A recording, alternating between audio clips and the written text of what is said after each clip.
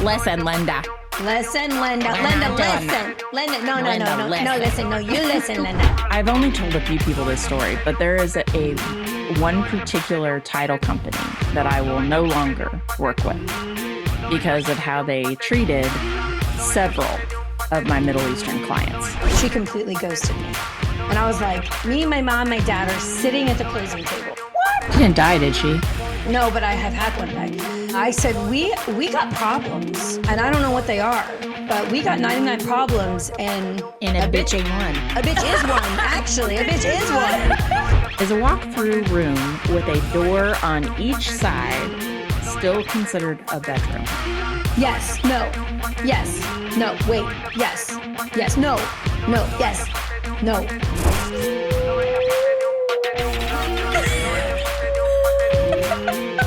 I can tell you there are things that people do to their houses that will cause agents to highlight them or ask more questions, I feel like. So those really aren't like projects to increase value, but they could be projects that decrease questions. Coming straight to you from KC, we are spilling some real tea with Jana and Moxie. Hey girl, hey. Hey, Jampanan. Hello. You see, I got all of it. I got You do. This. You do. That. This. I love it. That. Red. I love it. Yeah. You want to see what I have? So Yes. I got the earrings, but don't worry. I'm representing in a different way. Vegas, baby. Vegas, baby. And then she's got Casey Chiefs and oh, yeah. I like the one with the heart with his hands, you know. I with know. The 13. That's a gang sign. I mean, I love that one. Yeah, right? There we go. Yep. We're not doing Crips and Bloods over here. All right. Don't ask me how I know. I can't. No, I'm kidding. I had a very interesting childhood. Anyway, moving on. Hi. Hi, how's it going? It's I know that the Super Bowl will be over by the time this airs. It but will. I just have to say how fucking excited I am. Yeah. I'm like, can't wait. Yeah. You're going to Vegas. So Yes, I am. tell me about that. We are not going to the game. So I don't blame you. Listen, let me be honest with you, okay? I think you should tell us why. When we went to Miami and we won in Miami, Chiefs were not a hated team at that point, right? It was our first Super Bowl in a really long time. And so we were not hated at that point, but those 49er fans at that game were a bunch of jerks. They were horrible. I'm talking some of the meanest fans that I've been to. Now, I didn't go to Baltimore. I heard the Baltimore fans were kind of worse. Oh my gosh, my friend said like 6 people got beat up on the way out in like different groups. And they basically, he said it was the worst experience he's ever had. Hell no. Yeah. The Eagles fans last year, they were just annoying. And then the Tampa fans, they didn't know what to do. Plus it was COVID. They had never really won before. You know what, though? But the Eagles fans couldn't be shitty because, I mean, come on. There's too much brotherly love there. So. Exactly. And they weren't. They were annoying because we learned how to spell Eagles, but they were not rude. But anyways, the Niners fans, horrible. So fast forward to now, 5 years later, 4 years later, whatever it is, we're a relatively hated football team now. Because I know, it happened overnight. Yes. And whatever, we're here for it. The boys are definitely here for it. Yeah, they're like, okay. But the other day when they were doing like the greets or whatever they call it, the Niners fans would not stop booing while Patrick, like incessant booing, while Patrick and Travis were talking. And let me tell you, Patrick was riled up. His nose was flared. And then Travis gets on and he's like, I like the boos more than the cheers. You guys make me want to play football now. And I was like, dang. So bring it, Kelsey. Bring it. Exactly. Yes. So when I saw that, I really was even more relieved that we weren't already planning on going to the game, because I had told Kenny, I was like, I don't want to deal with those Niners fans. Yeah. We're in their backyard.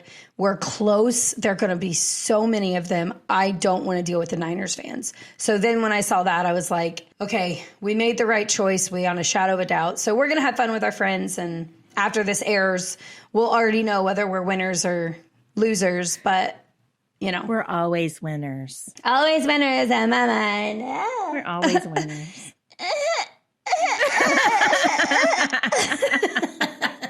So it's exciting. Do you like already have the bar staked out where you're going to be hanging? Like, are you just, okay. Yeah. So we're going to Blue Diamond Saloon the first night, or we may end up on Fremont Street under the canopy, because I just heard that was supposed to be a huge Chiefs thing. And then the next morning, Guy Fieri is doing, or Guy Fieri, I don't know how to say it, is doing, Guy Fieri is doing a Taste Town like tailgate. A taste of the town. Yeah, so it's like 21 restaurants or whatever, and it's a tailgate. And so we got tickets to that, and then we have a sports book booked at the newest casino in town, and it looked amazing. So we got all you can eat, all you can drink. We'll have a lot of fun during the game for that. Oh, so shit. yeah. All you can drink?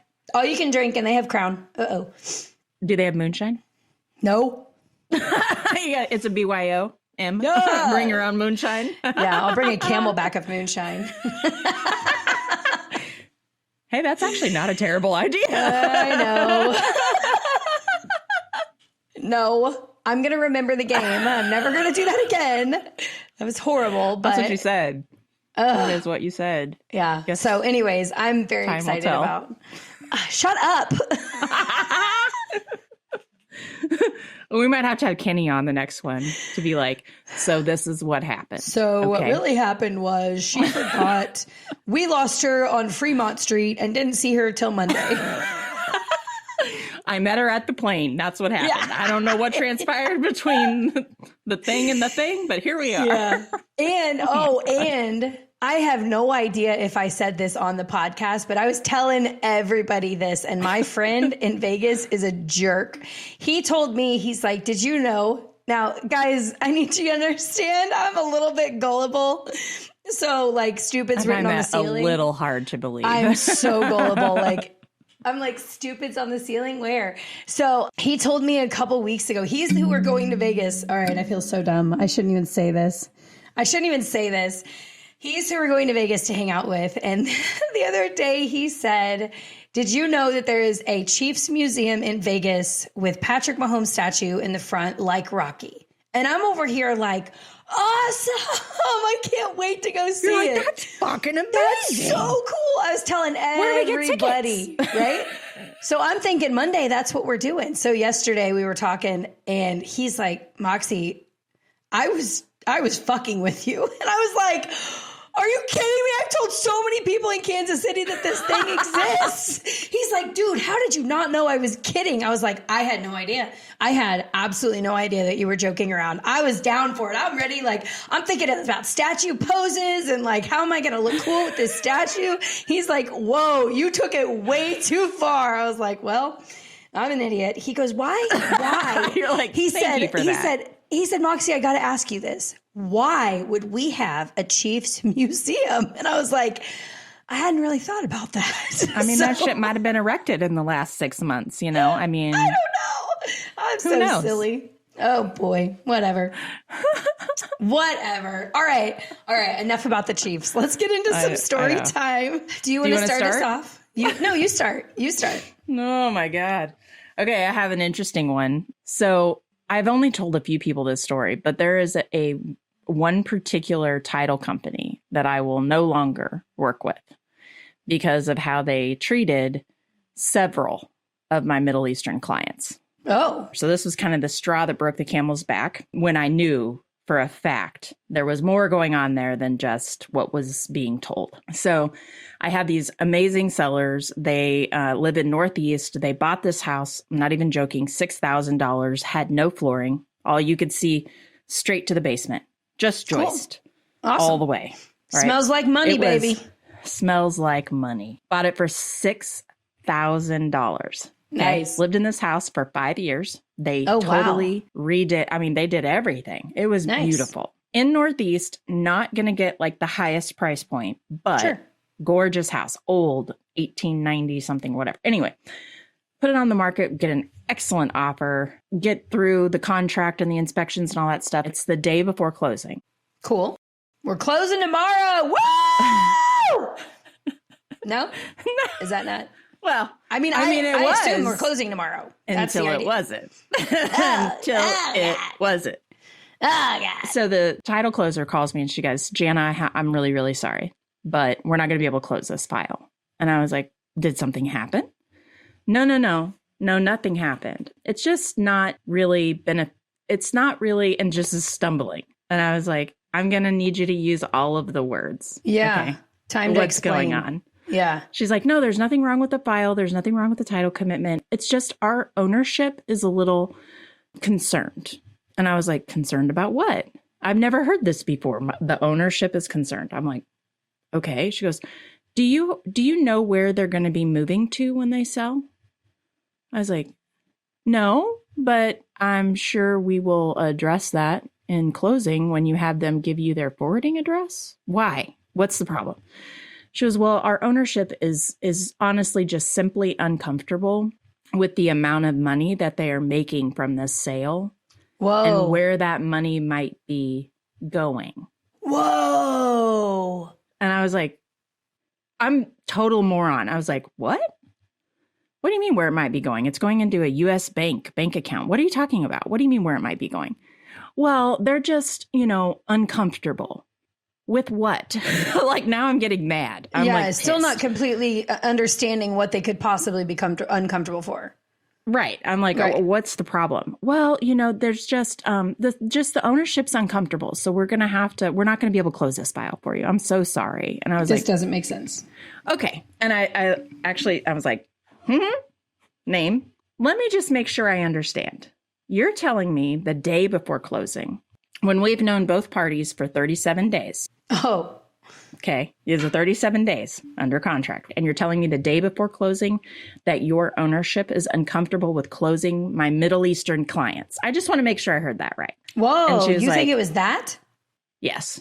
And she goes, okay. Jana, she's like, I can't, this is me and you talking. And I'm like, oh, okay. What? Should you She's and I like, be talking? Is this really the I was best like, idea? we're not that close. Okay.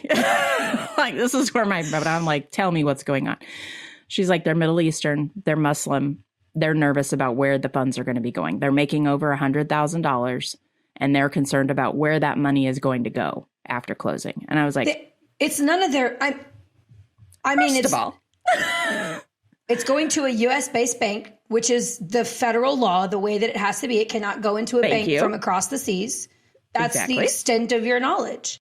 Also, once the deed has transferred, it's none of your fucking business what they do with their money. Also, 100%. Are you seriously stating that you think they're going to fund terrorism?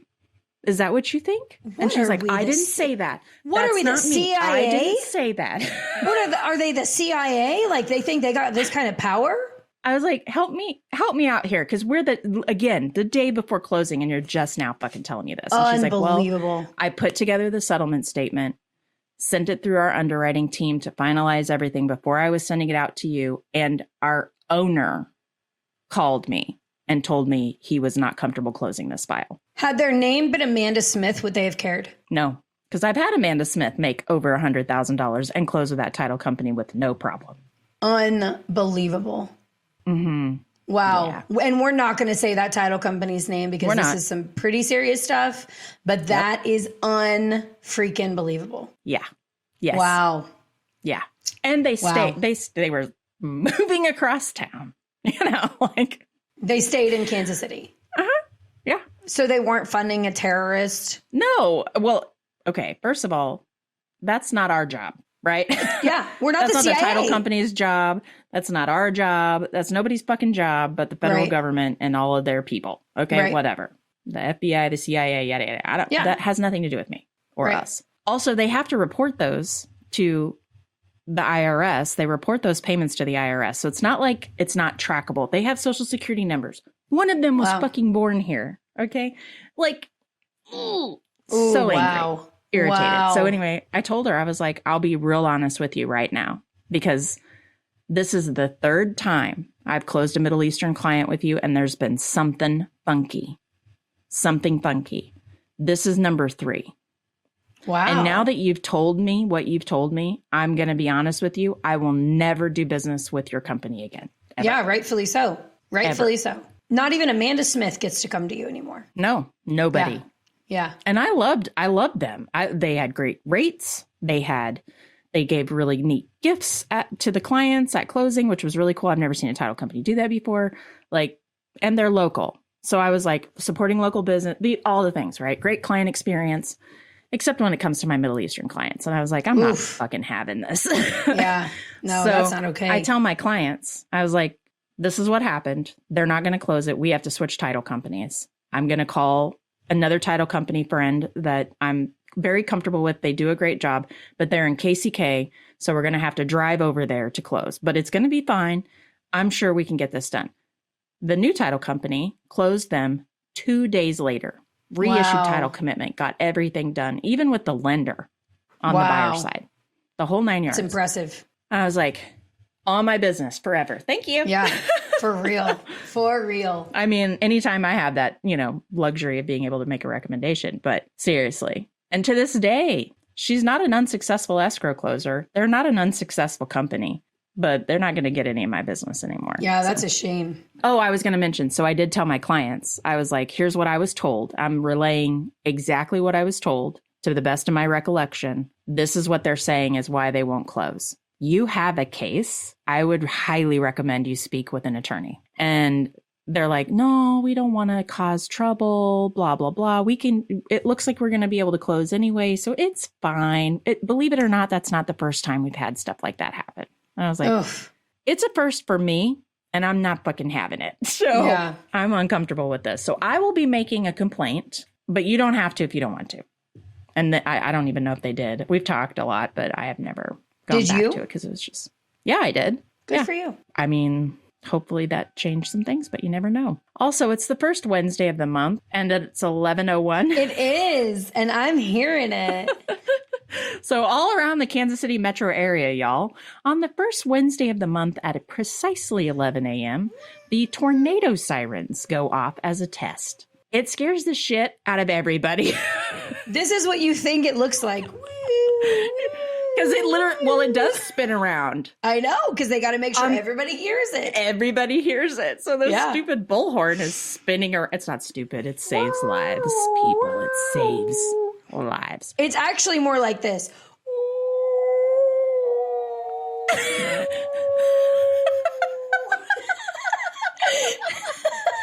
It doesn't change tone at all. Hear it. I can hear it in your background. It's just a constant one note. So this is one of the things this is so silly. You're going to learn so much more about me in this one statement. Whenever I'm looking personally to buy a house, I actually want to know how far away I am from the siren. Oh, wow. I want to be relatively close. Oh, you know what? I've lived here for almost 7 years. I've never heard the siren. Ever. Really? Oh, no, girl. And we don't have a basement. We're living on the edge. Yeah. Well, and you're in the part of town where you really kind of want to have a little bit of sirens, okay? Like, don't worry. All our neighbors have basements. Wait, no, they don't.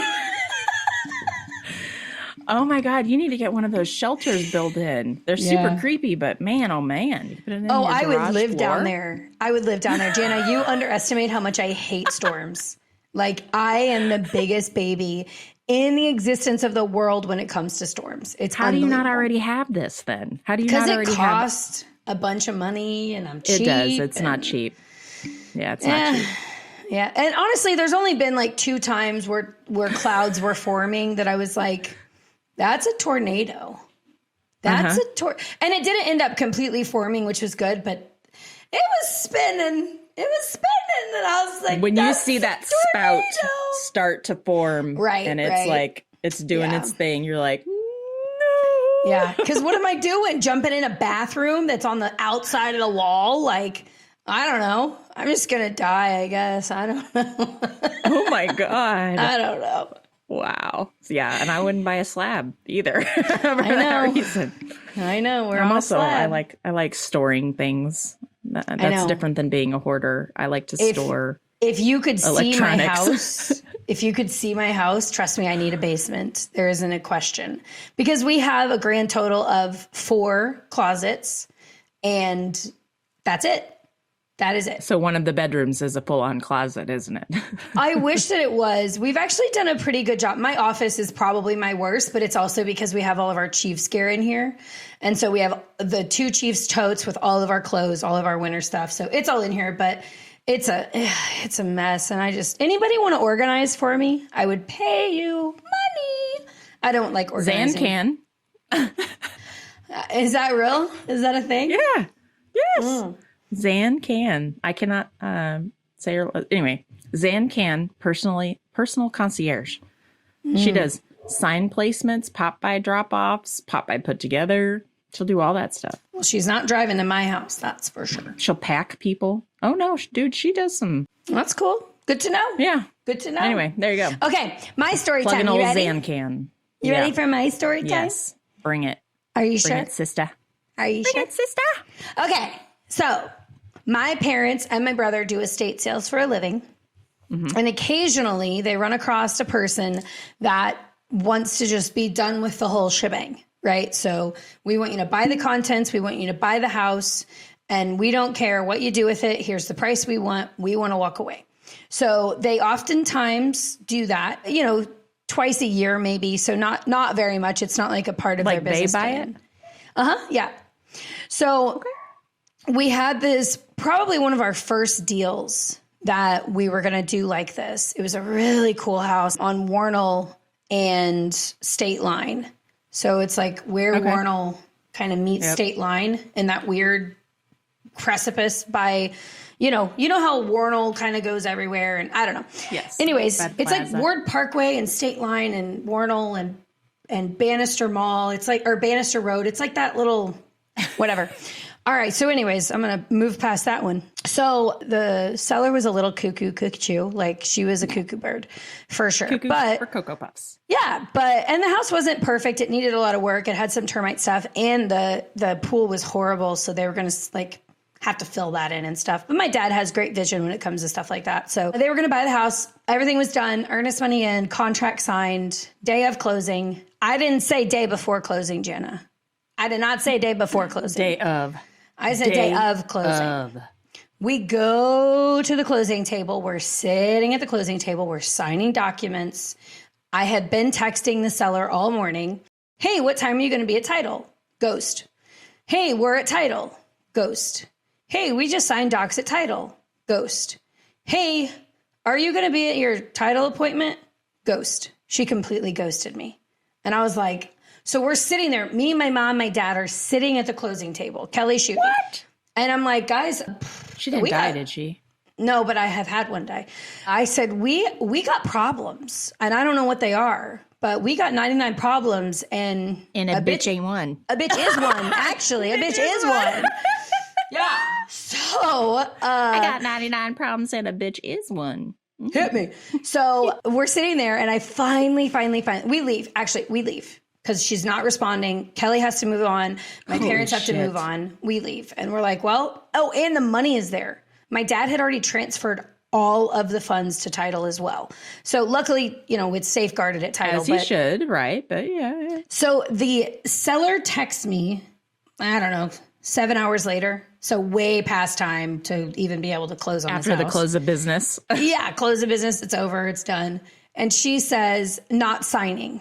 That's all she says. And then I get a call from a number I don't know.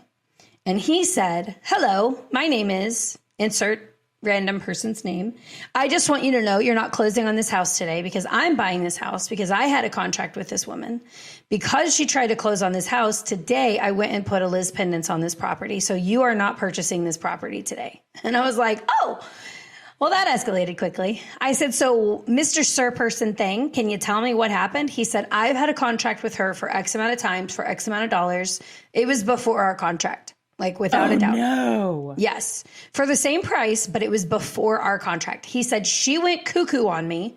I couldn't get her to sign the documents. I couldn't find her.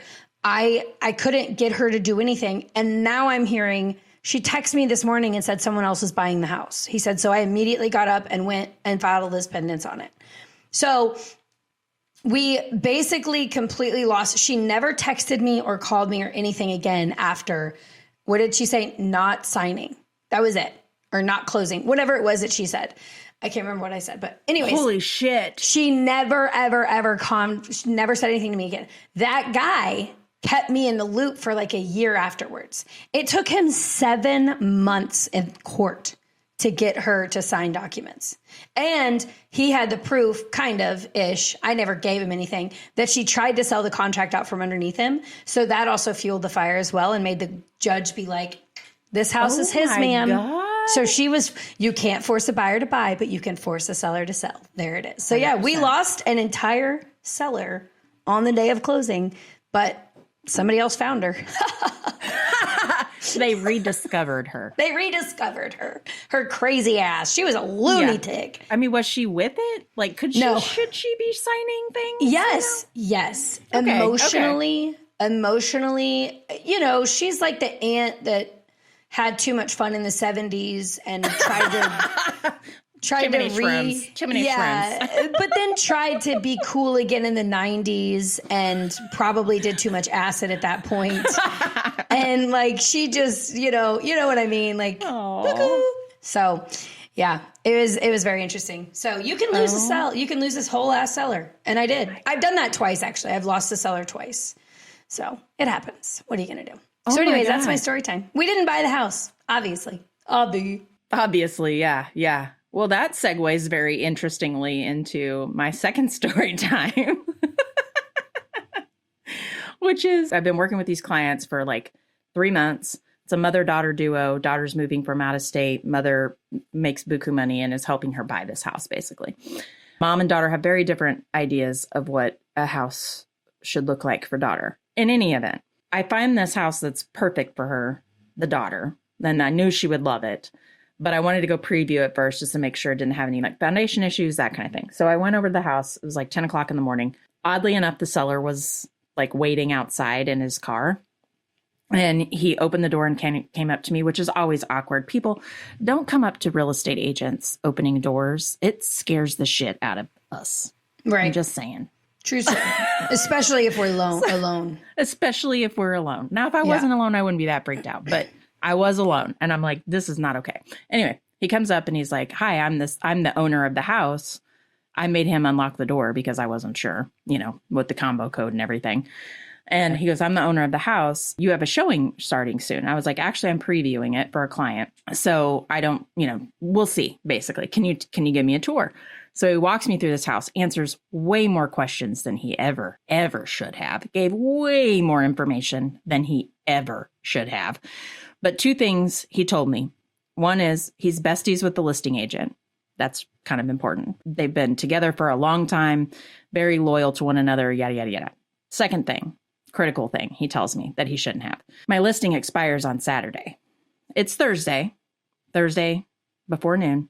My listing expires on Saturday. So if we don't get it under contract, we'll probably just end up renting it out. And I was like, interesting.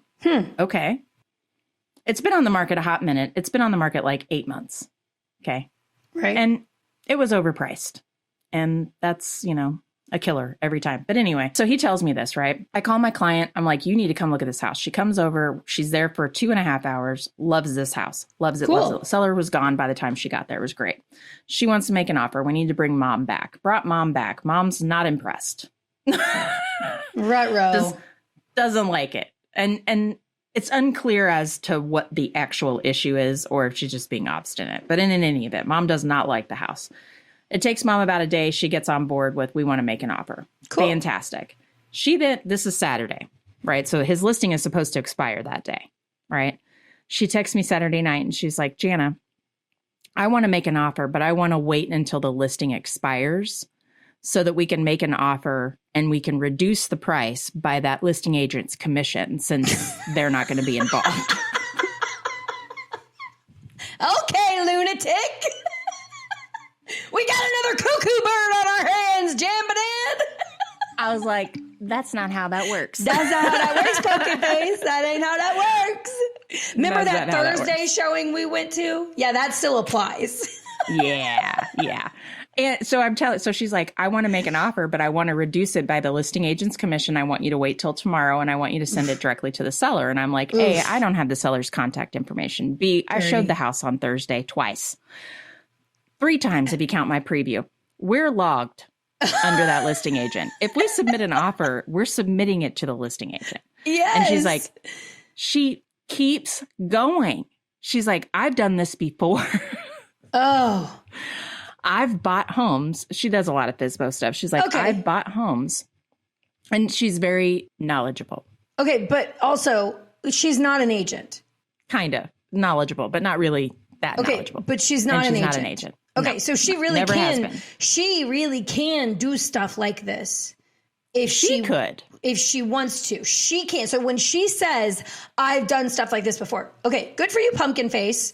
You don't have a license to work under and to make sure Exactly. you don't lose. Okay, please Right. continue. I'm sorry. Yeah. So she's like, I've done this before. I've waited for listings to expire, and then I've made offers directly to the owner, and we were able to get a lower price because they weren't paying anyone's commission. Oh, but dirty. I'm not asking you Ugh. to not get paid. Oh, I want You'll to take a still shower. get paid. I need to take a shower now. I feel dirty just listening to this story. Seriously sitting there. Where's my phone? I'm seriously sitting there looking at my phone like, What? Huh? and I'm like, that's not how that works. Again, no. But anyway, so I explained it to her. I'm like, that would be an ethics violation on my part. Yeah. And I mean, I'm the managing, one of the broker team. I'm the managing broker for 2 states. I have almost 400 agents.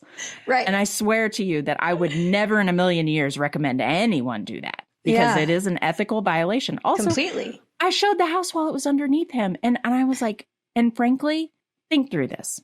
They're best fucking friends, for one. Not that that should matter, but they are best fucking friends. Oh, yeah. So then you tack on, he thinks he's getting an offer. What do you think listing agent's going to do? Yeah. Extend his listing, Yeah. Yeah. which he did. Because didn't- Sunday morning, she's like, it's still active. I'm like, I told Gosh. you, he's gonna extend his listing. And I was like, and I frankly, even if it had expired, I still would be submitting an offer to that agent. Yep, I'm not 100%. doing that. 100%.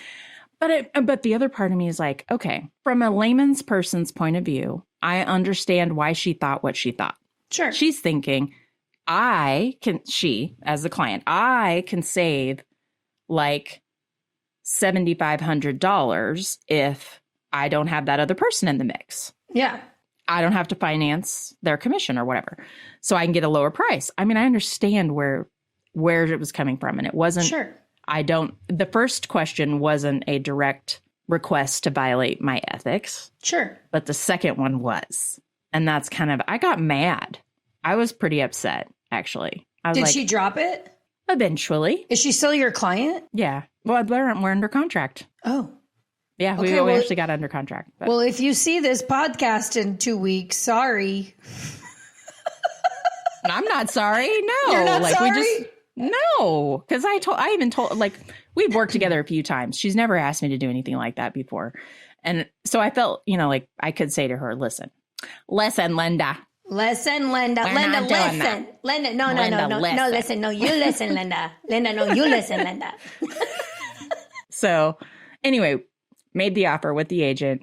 There's a little hijackery bullshit going on with him telling me that they have a second offer coming in and trying to get us to come up and all this other shit. And I'm like, bro, you've been on the market for 8 months. You've never been under contract. Your listing was going to expire on Saturday. Honey, whatever. Best and final. Take it or leave it. Yeah. And he took it. 10 grand under with about $11,000 of upfront repairs requested.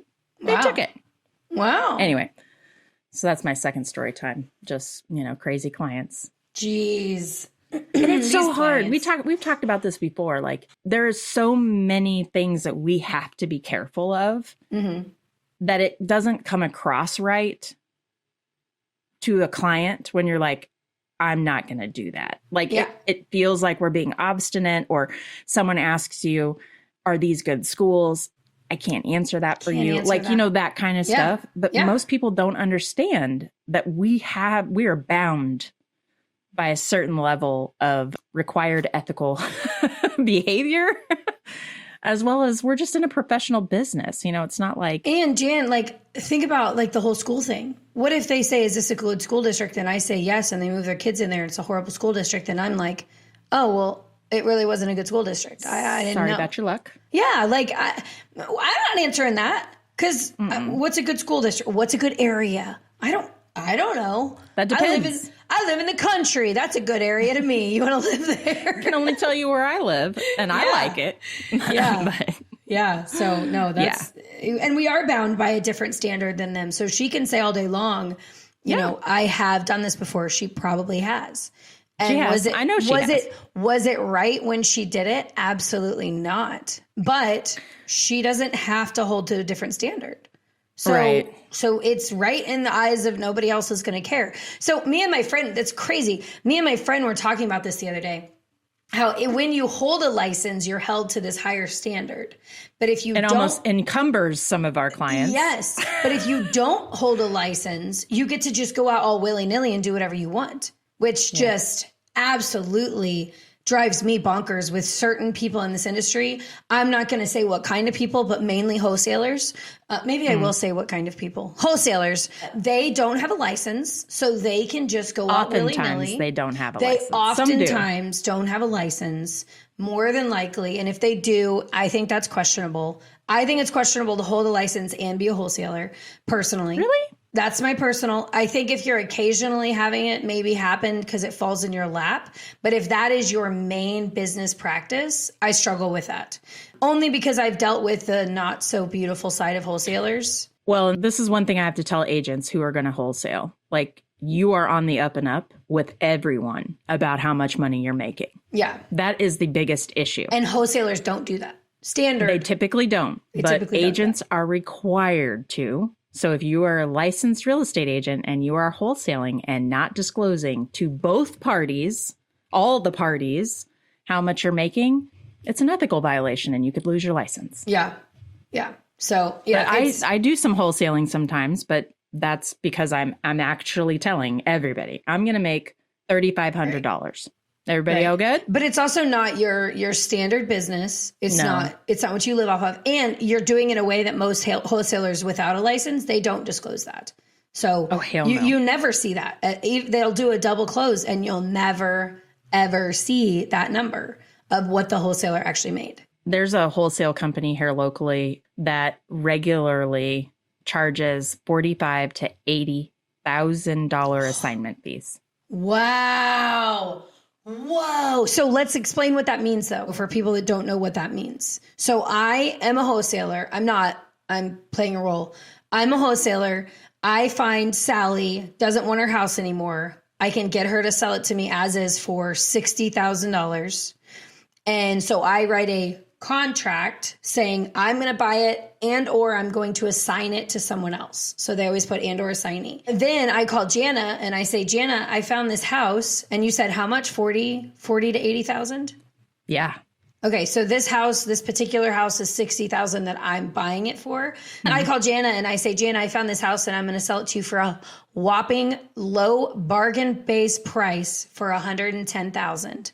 And the comps are showing 300. Aren't I a gem? So genius. I've just added $50,000 to my pocket that I just screwed Sally out of.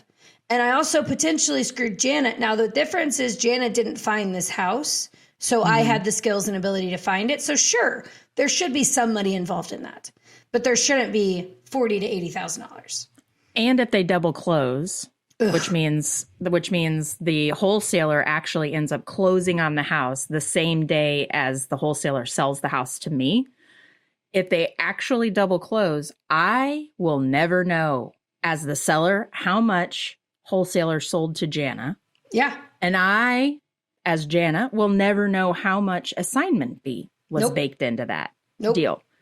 We'll never know that unless they don't double close. Now, if they just assign and take their fee and move on, then everybody becomes well aware of what that is. But if you're gonna sell to a wholesaler, I would double close because it makes sure that it's off your plate and you're not dependent on a third party. It's their problem, not yours. But you don't get the same visibility. Doing that. But as a licensed agent, you can't do that. You can do it if you double close. Yeah. I had a wholesaler bring me a client on a listed property recently.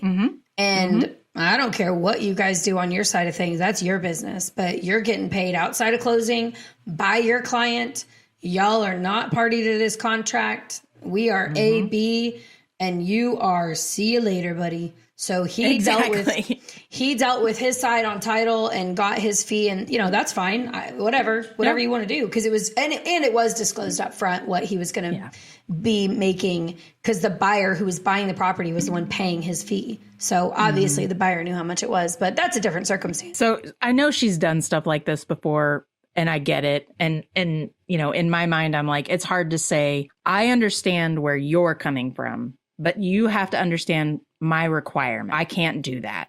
Yeah. So it sucks sometimes because we are seen as, I don't think this is true, but we are seen as encumbering a client in those kinds of situations where having an agent involved costs you more money, when that's not true, because maybe on the front end, but overall, well worth it. Anyway, so that's my second story time. That was fun. That was recent. It's a little raw still. All right. Topic of the day. We still got questions from listeners. Keep them coming, guys. Please keep them coming, because they're pretty cool.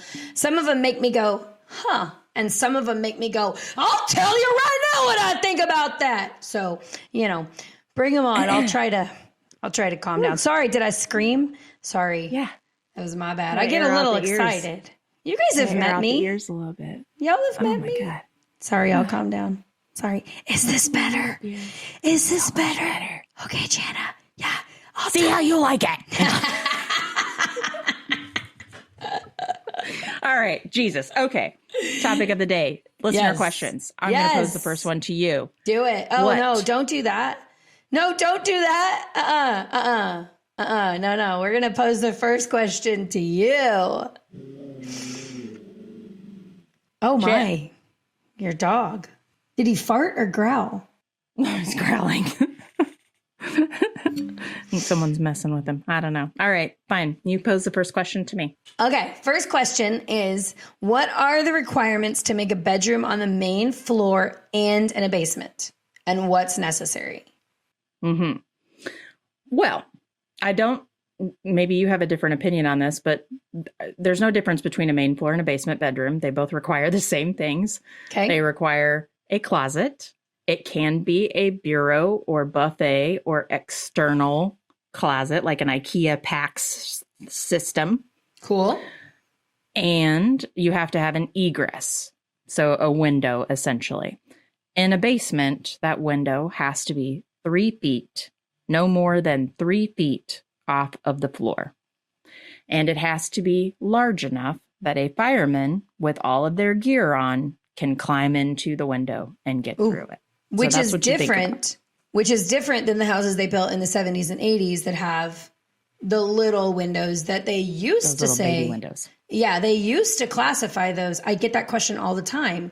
But no, that's like let the air in so the fire can get worse sort of situation, not to come in and save me freaking place. It's an oxygen chute for the fire that's going to occur. Exactly. So yeah, that's always a question I get, is that little window, because they used to be called windows. That's really what they were. And now they're just annoyances, I guess. Well, and for code compliance on a new construction property, it also has to have a window well in it with a ladder to get out. So those are the requirements. Is there something different that, is different between a main floor and a basement, Moxie? No. Okay. I didn't think so. Just making sure. Sometimes you never know if these questions are coming from other agents that are hoping to trip you up. Oh, like the phone call I got yesterday that I'm pretty sure was a bait call? Like that? Got it. Noted. I'm not kidding. I got baited yesterday. That was crazy. Do tell. Oh my gosh. So I'm on the phone. I'm getting my hair done. So I'm with my friend Jen, and she's listening, and she actually took real estate classes like to get her license. So she's kind of listening, and I'm like, I kind of put the phone down. I said, this is a bait call. So I felt like the questions that this person was asking me was almost in direct correlation with the DOJ, I don't know, issue. The recent stuff. Yeah, recent lawsuits, cases. Right? So things like, who pays the buyer's agent? And I was like, which most people don't normally ask, but Don't normally ask. that really wasn't the part that tipped you off, though. Right. And listen, it's been a minute ago, and I called you right after. So, like, what do you remember me saying? They were asking weird questions like, So weird. oh, shit. Now I'm drawing a blank. I'm like, but they were weird questions. I just remember thinking that it was so strange that they would ask such a specific question. Yes. They had unbelievably specific questions for a client who's claiming that they didn't really know what they were talking about. Right. And that's the thing that I was just like, this feels very baity. This feels very like I have to answer the correct questions. They were asking you about neighborhoods. They were asking you about crime. There was a bunch of yeah, it was a lot of specific stuff. Very specific stuff. Yeah. And then representation too. So she asked, one of her first things right out the gate, just red alert, right? And that, I don't know, it was just a crazy phone call. And I really felt like, because the way she was asking the questions were so intellectually placed. And there probably wasn't a delay in the, you know what I mean? Like, oh, that's interesting. Well, what about this? It was like, here are 10 questions I'm asking you in succession. Yeah. All right. So do we want to move on? I'm asking this one. Okay. I'm asking you this one. But I don't actually know this one. Answer. I don't either.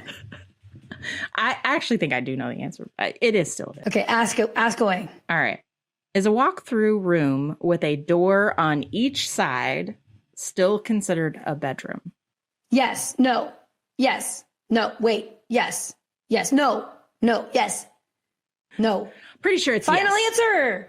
You can, as long as it has a window and a closet and a door, at least one, you're good.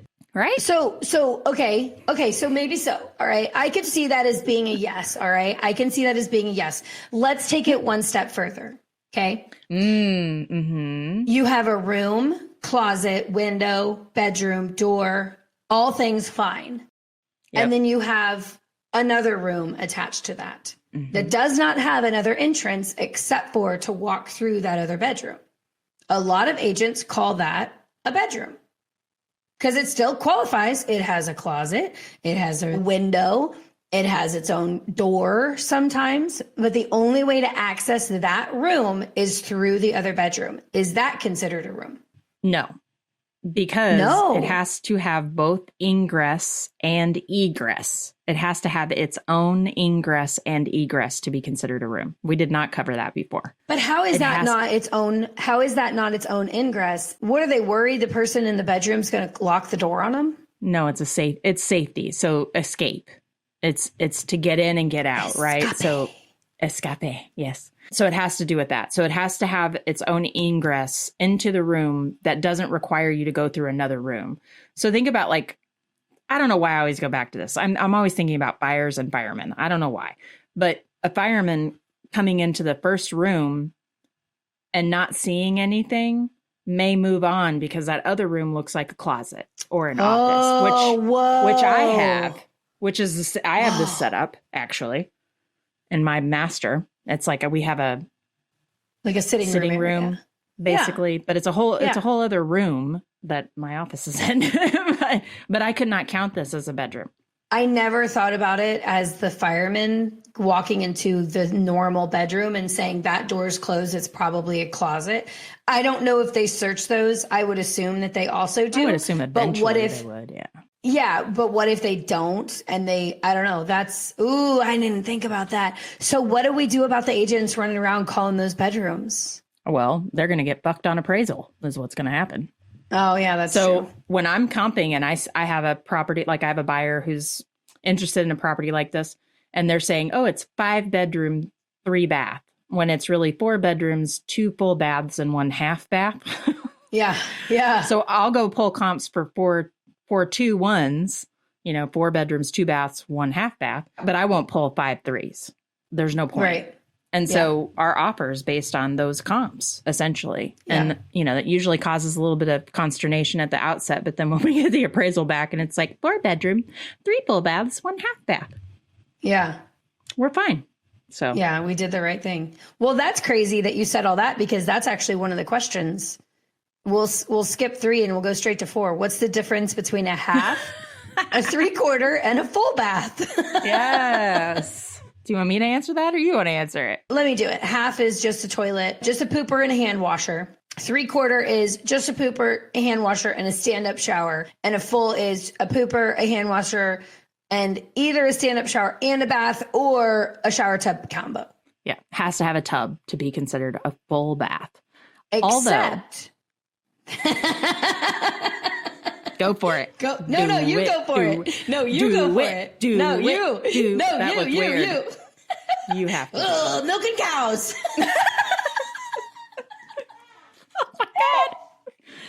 Do it. Wait.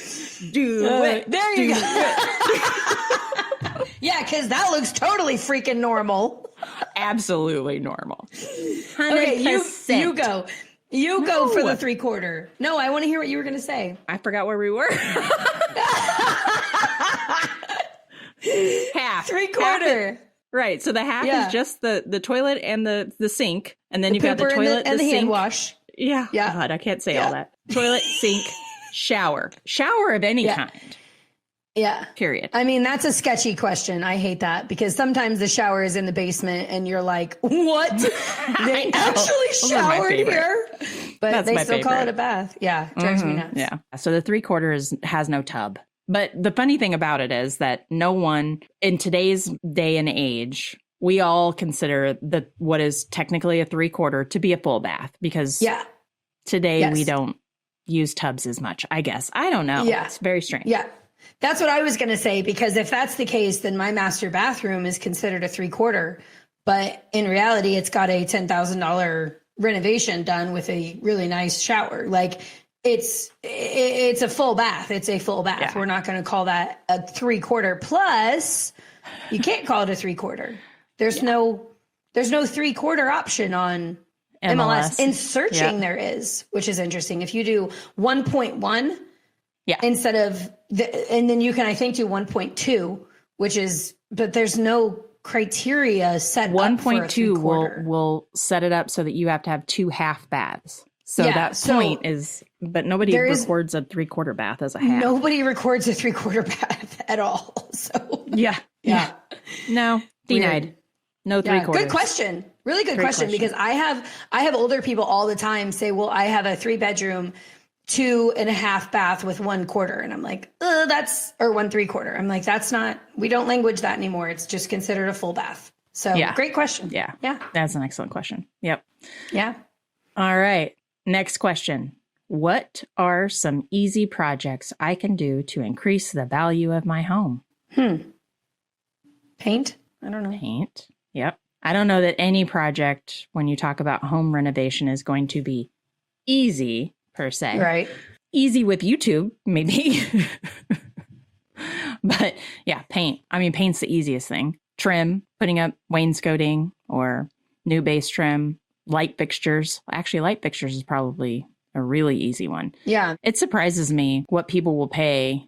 I've done rehab houses where we don't upgrade the light fixtures really. Like we still have the old, wooden looking fans and stuff, whatever. The traditional look or boob lights, those kinds of things. And just swapping out the light fixtures changes the feeling of the room dramatically. And you can get a lot more money out of a house with just a light fixture change. Yeah. I think light fixtures are that's a really good one, actually, Jane. I think that one probably is potentially the cheapest, easiest, and the easiest to do.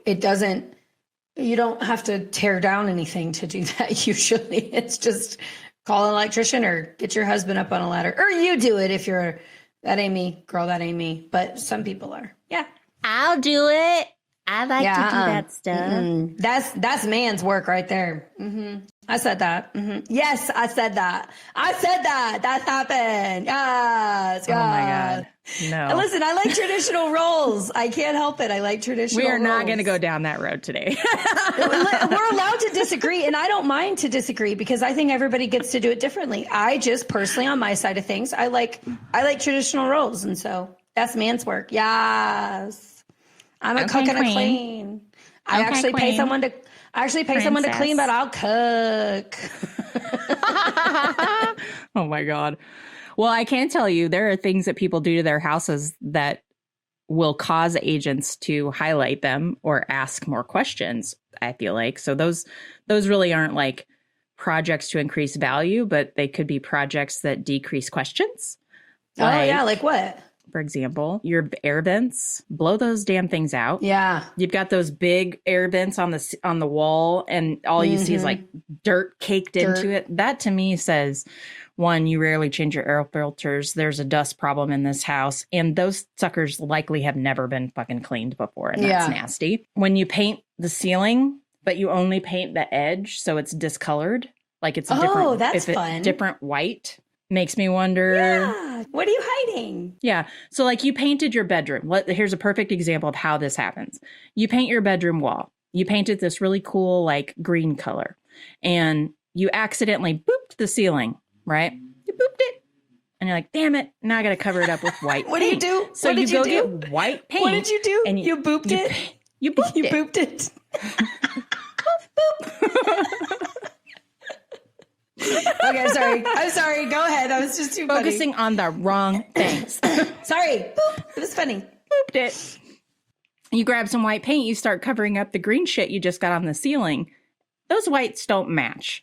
The ceiling has been exposed to the elements for however long it's been painted that color, and you try to paint just one spot white, and you're like, oh shit, now I'm going to have to do the whole rim around, and you do that. Ugh. The first thing I'm asking is, what leak are we trying to cover up? Even if that's not the case. Even if that's not the case. Yeah. Another one, those old, nasty, tan electrical outlets. Oh, yeah. Those things are horrible. Giveaway. Dead giveaway. Those outlets haven't been touched in decades. Yeah. They probably wiggle. You probably try to plug something in and you've got to like get the little attachment to make it stay in the outlet, which is fucking dangerous, by the way. Please don't do that. Right. Or like spread the prongs a little bit just to make sure it goes in like, ooh, fire hazard. Yeah, exactly. I've done that. Not gonna lie. Those are 3 easy ones. There you go. Good ideas. I like that. And that was some good info for real, because I wouldn't have thought of some of that stuff, especially the plugs. I really wouldn't have thought about the plugs, but okay, moving on. We're going to off the record. And Jan Banan is offering the recorder. I don't know what she's doing, but she's going to tell us something about off the record. Stop looking at me like I have 3 heads. We just wait for Moxie to process. That's what happens here. Download. Just kidding. All right. Yeah. Oh my God. All right. So my off the record this week. So last week, the very first time I've ever done this, I finally have enough followers on TikTok. I've had enough followers for a while. I've just been afraid to do it. And my coach, she challenged me to do this TikTok live, which I did last Wednesday, and it was awesome. I was so nervous, but thankfully it was at 7 p.m. So it was a sippy session, basically. Oh, fun. Mm-hmm. So I had like music in the background, and anyway, it was an Ask Me Anything. But because it was such a great experience, I'm going to keep doing it. So if you are interested and have questions you want to ask live and maybe put me on the spot, which makes me really uncomfortable. Ooh.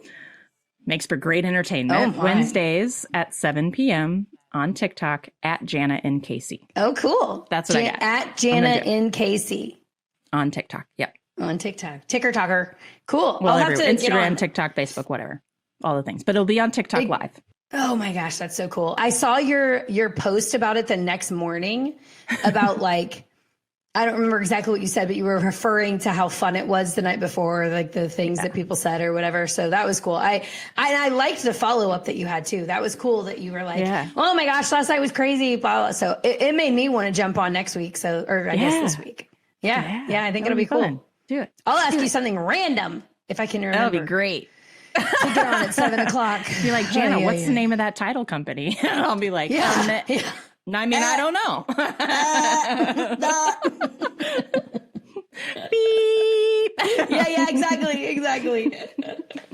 I'll mouth it while saying beep. There you go. All right. Yeah. What about you? What about your off the record? You had some interesting adjustments in your team lately. I did, yeah. So 3 new agents joined the team and Real Broker. It's a lot of people to bring on all at once. It is. It's fine. We're fine. It's fine. Everything's fine. Actually, if I'm being honest with you, Reel does such a good job of onboarding people. We've had some little hiccups from like one of them transferred from another office and it's been kind of a nightmare. But Not because of Reel, but because of the other office. The other office has been a nightmare for this poor girl, and I feel so bad for her. Brokers, don't be a nightmare for people if they want to leave. Just let them leave with grace. Like, I don't understand it. Well, what's the fastest way to kill someone ever wanting to come back to your brokerage? Act like a dick on their way out. Yeah. And it's been 2 months. It's been 2 months, almost 2.5 months at this point. And we're just now battling another thing that they've created. So it's like, why would you want to hinder your client or your person this much, knowing that they have a mouth? I don't know. I don't know.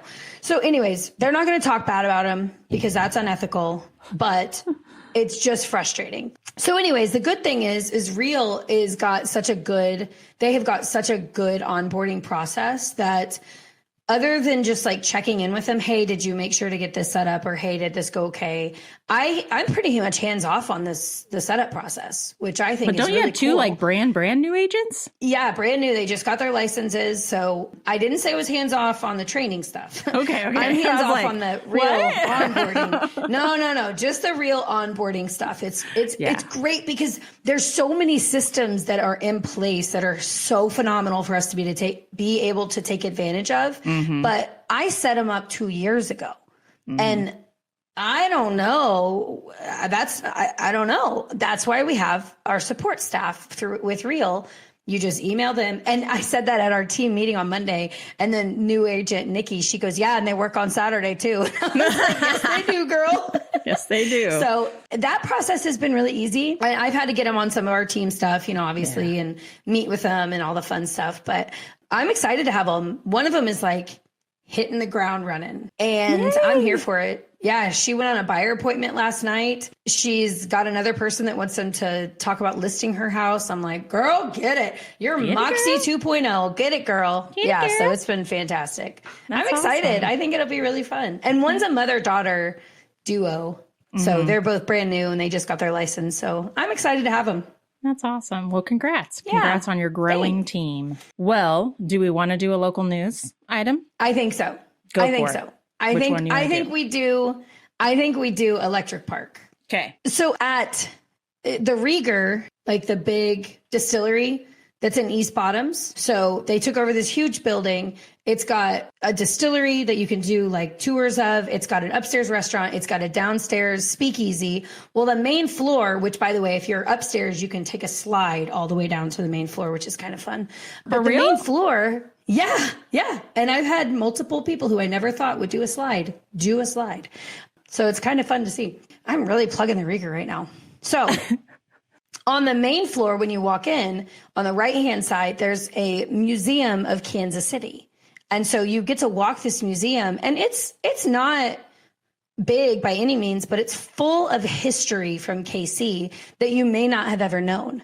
So one thing that I never knew is that Kansas City was one of the first amusement parks. It was built by the Hine brothers in 1899. The second was a larger one. It was built and opened to the public in 1907 and remained in operation until 1925. So we had the first amusement parks in the United States. Which is when it burnt to the ground, by the way. Yeah, it happens.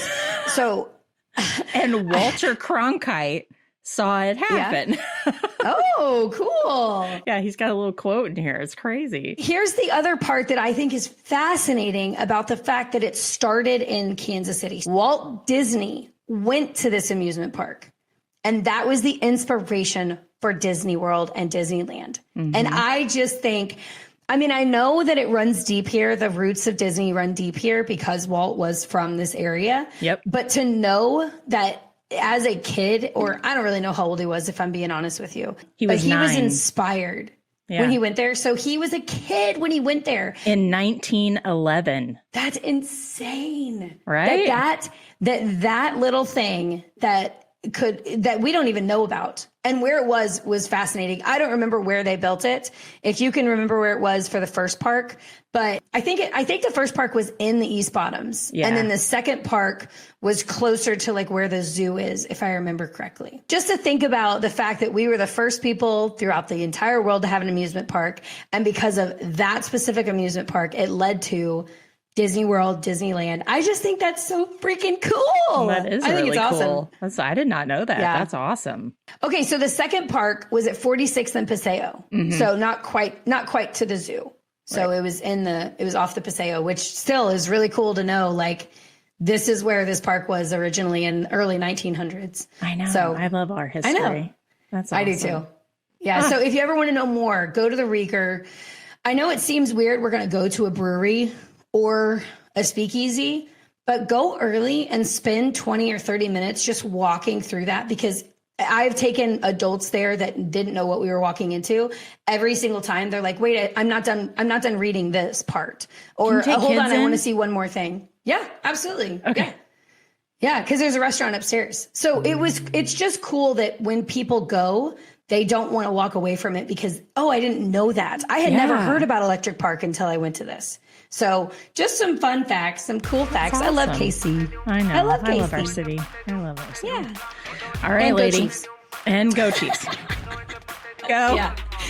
Go Chiefs. Go Chiefs. Go Chiefs. All right. Well, this has been great. I'll see you next week. Way to milk the cow. All right, Jana. Talk later. Deuces. Bye. Bye.